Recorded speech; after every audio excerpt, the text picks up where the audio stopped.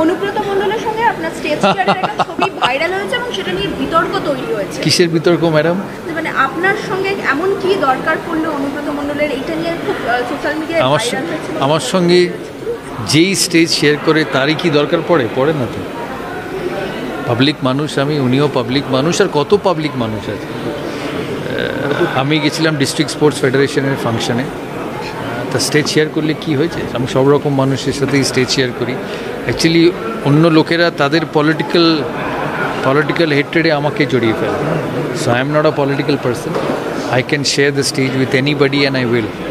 আমার কোনো দেওয়াও নেওয়াও নেই, পাওয়াও নেই। দেয়ার ওয়াজ নো রিজন স্টেজে একসাথে। এখানে কত লোকের সাথে আমি আছি। I am a public person, so doesn't matter. Birbhum district association তার পরের দিন একটা প্রেস কনফারেন্স করে বিষয়টা ক্লিয়ার করে দিয়ে। প্রেস কনফারেন্স করার দরকারও ছিল না। আমি কত লোকের সঙ্গে মিশি। না, অকারণ একটা বলা হয় সৌরভ গাঙ্গুলি সফট টার্গেট হয়ে যাচ্ছে মানুষের কাছে, অকারণ তাকে নিয়ে সৌরভ। আমি বদরও করি না কি টার্গেট করলো, কিসের টার্গেট?